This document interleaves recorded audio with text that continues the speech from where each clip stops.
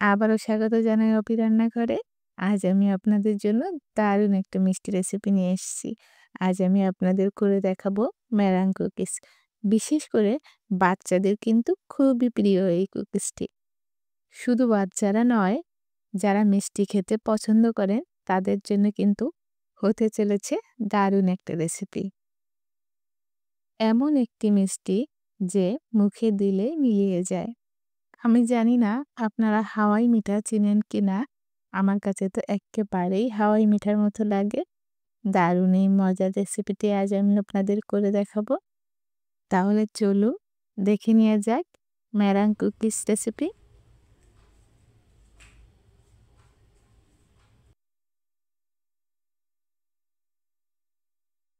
মেরাং cookies করার জন্য আমাদের ডিমের সাদা অংশটা লাগবে।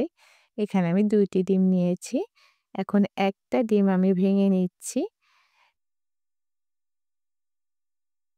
ডিমের কুসুমটা কিন্তু ডিমের সাদা অংশ থেকে আলাদা করে ফেলতে হবে। কোনোভাবেই যেন সাদা অংশের সঙ্গে ডিমের কুসুম না লাগে, সেদিকে অবশ্যই খেয়াল রাখতে হবে। দেখুন, আমি একটি কুসুম এভাবে নিয়ে নিয়েছি। একটি একটি করে ডিম ভেঙে কিন্তু আমাদের ডিমের সাদা অংশটা আলাদা করতে হবে। ডিমের ভিতর কিন্তু অনেক সময় কুসুম গলে যায়। এর জন্য কিন্তু একটি একটি করে ডিম নিতে হবে। এই ডিমের ভিতর কিন্তু কুসুমটা গলে গেছে। এই ডিম দিয়ে কিন্তু কুকিজটা হবে না। এর জন্য আমি একটি একটি করে ডিম ভেঙে কুসুম আলাদা করে নিচ্ছি। আমি অন্য একটা ডিম নিয়ে নিয়েছি। দেখুন, এখন একইভাবে আমি কুসুমটা আলাদা করে নিব। এই কুকিজটা বানানোর জন্য কিন্তু ডিমের কুসুমের কোনো প্রয়োজন হবে না। এখন এই সাদা অংশটাকে আমরা ফোম করে নিব। এর জন্য আমি একটি ইলেকট্রিক বিটার নিয়ে নিয়েছি। এখন আমি ডিমের সাদা অংশ সুন্দর করে ফোম করে নিব। প্রথম পর্যায়ে এখানে কিন্তু কোনো উপকরণ মেশানো যাবে না। একটু ফোম করার পর আমরা অন্য অন্য উপকরণগুলো এখানে মিশিয়ে নিব। দেখুন, এই পর্যায়ে আমরা অন্য অন্য উপকরণগুলো মিশিয়ে নিব।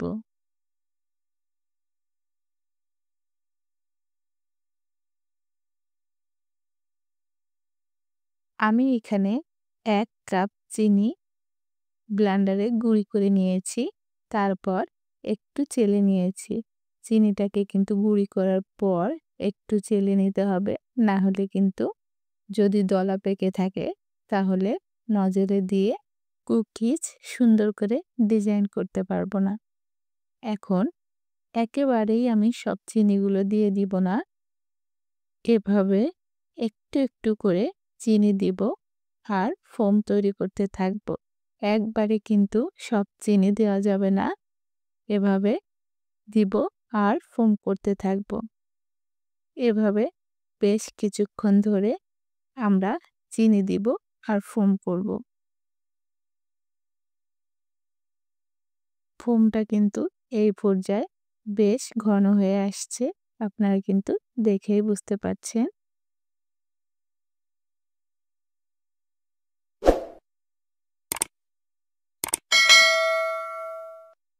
দেখুন, ফোমটা কিন্তু অনেকটাই ঘন হয়ে গেছে।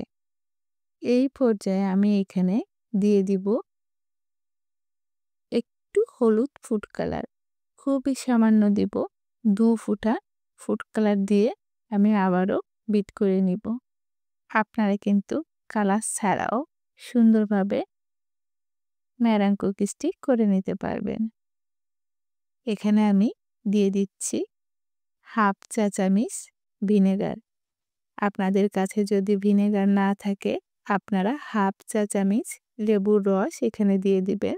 তাতে করে কিন্তু মেরাংটা চুপসে যাবে না। দেখুন, আমার কিন্তু মেরাংটা একেবারেই পারফেক্ট হয়ে গেছে। কিভাবে বুঝবেন আপনাদের মেরাং একেবারেই পারফেক্ট হয়েছে? দেখুন, মেরাংটা কিন্তু ভিতর থেকে গড়িয়ে পড়ছে না, একেবারেই চোখা হয়ে থাকছে। এর থেকে বেশি কিন্তু বিট করা যাবে না। এখন আমরা মেরাংটাকে পাইপিং ব্যাগে ভরে নিব।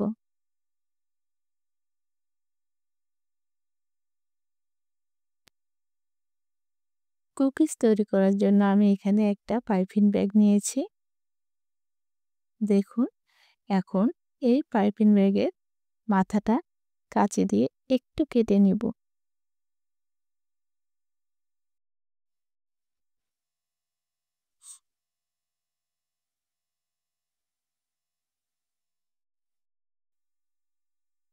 দেখুন, আমি একটি নজল নিয়ে নিয়েছি। এখন নজলটাকে আমরা সেট করে নিব পাইপিং ব্যাগের সঙ্গে। আপনারা যে ডিজাইন করতে চান আপনাদের পছন্দ মতো আপনারা নজল সেট করে নেবেন। এখন পাইপিং ব্যাগে আমি মেরাংটা ঢুকিয়ে নিব।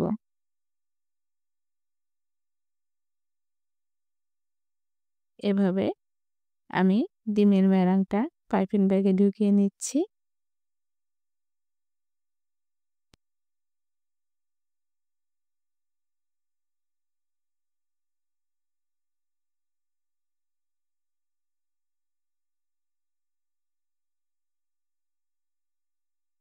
এখন আমরা কুকিজ তৈরি করে নিব।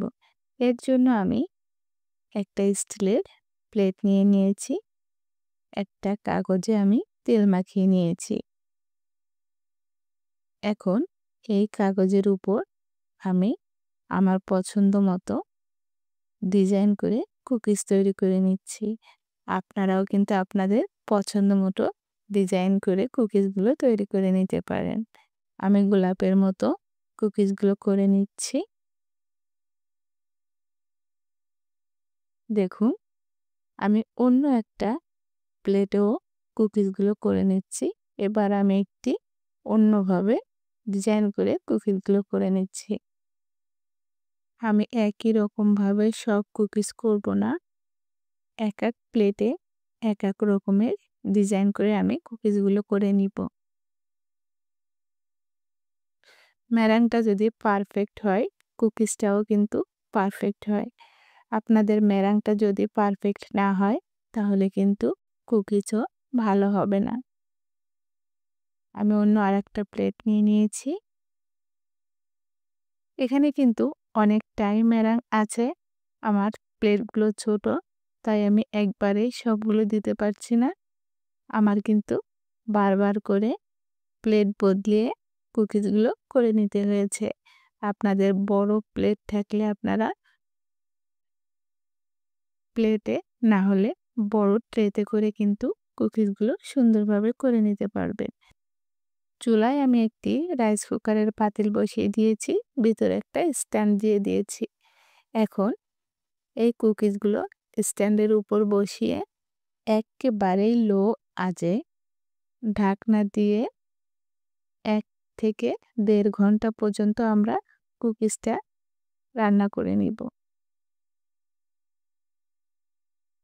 1.5 ঘন্টা পর আমি ফিরে এসেছি। দেখুন, আমাদের কুকিজগুলো কিন্তু একেবারেই হয়ে গেছে। আমি আপনাদের হাত দিয়ে একটু দেখিয়ে দিচ্ছি। একটু কাছ থেকে দেখিয়ে দিচ্ছি। দেখুন, আমাদের কুকিজগুলো কিন্তু হয়ে গেছে। একইভাবে আমি অন্য কুকিজগুলোও করে নেব। দেখুন, আমি নামিয়ে নিয়েছি। এখন আমরা কাগজ থেকে কুকিজগুলো উঠিয়ে নিব। দেখুন, নিচটা কিন্তু একেবারেই পোড়া লাগেনি। দেখলেন তো চুলায় কত সুন্দর করে মেরাং কুকিজ তৈরি করা যায়। আপনারা যদি বাসায় এভাবে একবার কুকিজ তৈরি করেন, বাসায় বাচ্চারা তো পছন্দ করবেই, বড়রাও কিন্তু এই কুকিজগুলো খুবই পছন্দ করবে। তাই একবার চেষ্টা করে দেখবেন, এটি খেতে কিন্তু খুবই মজার হয়। আমি আপনাদের কাছ থেকে একটু দেখিয়ে দিচ্ছি।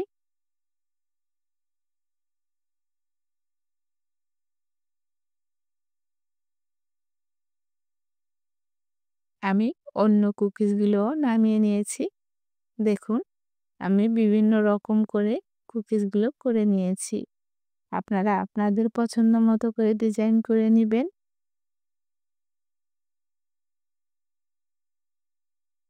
এখন আমি আপনাদের একটা ভেঙে দেখাচ্ছি। দেখুন এটা কতটা মুচমুচা। মুচমুচা বললেও হবে না, এটা কতটা সফট। এটা না খেলে বোঝা যাবে না যে কতটা মজার এই কুকিজটি। আপনারা বাসায় একবার ট্রাই করে দেখবেন আর কেমন হলো কমেন্ট করে অবশ্যই জানাবেন।